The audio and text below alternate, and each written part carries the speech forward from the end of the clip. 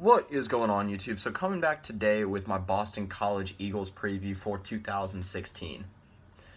So talking about a team last year that went 3-9 overall, 0-8 in conference, good for 7th in the ACC Atlantic Division.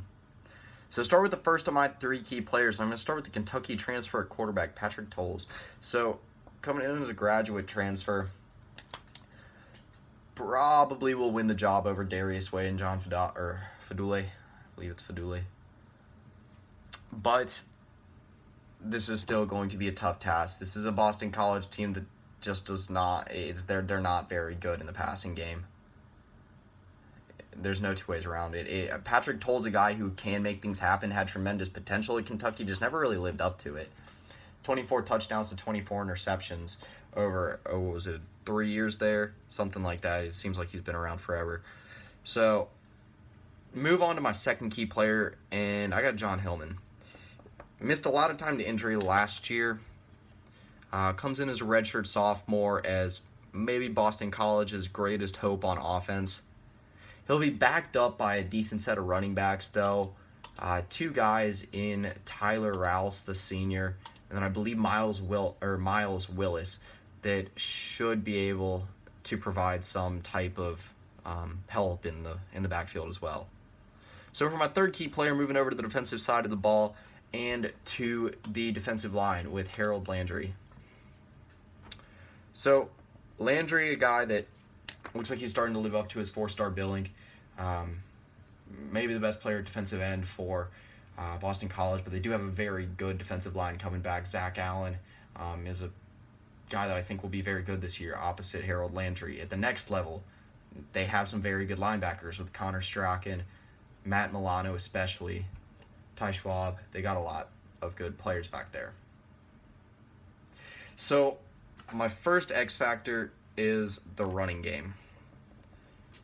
This is a team that's had a pretty good running game for a little while now. If you want to go all the way back to, I believe it was Andre Williams. I gotta see how long ago that was. 2013, something like that. But I mean, this is a team that averaged 3.9 yards per carry last year. That's for an offense as bad as they were last year. They got to get better. So my second X factor is the new defensive coordinator. So after what was actually a very good defense last year under Don Brown, they bring in a new defensive coordinator, Jim Reed, who has a lot of talent to work with at pretty much every level. They lose Justin Simmons at safety. That's going to be a big loss. He was one of the more underrated safeties in all of college football. But John Johnson, a guy that's also a very good safety, and William Harris taking over at the free safety spot, got confidence in him as well. And then Cameron Moore should be one of the better cornerbacks in the ACC. So my trap game for Boston College is going to be UConn. It's hard to find a trap game for BC because really it comes down to either Buffalo, UMass, or UConn. And I mean, I'll give them the ups here. I think that the UConn game is going to be close. The spread is probably going to be close. And again, this is a Boston College team. You know what? Going through their schedule, their out-of-conference schedule is not daunting whatsoever. They could very, very easily go through their out-of-conference schedule 4-0. And then, hell, all you need after that is 2 wins in the conference. Granted, in the ACC Atlantic, not easy, but again, something that you shouldn't overlook if you're a Boston College fan.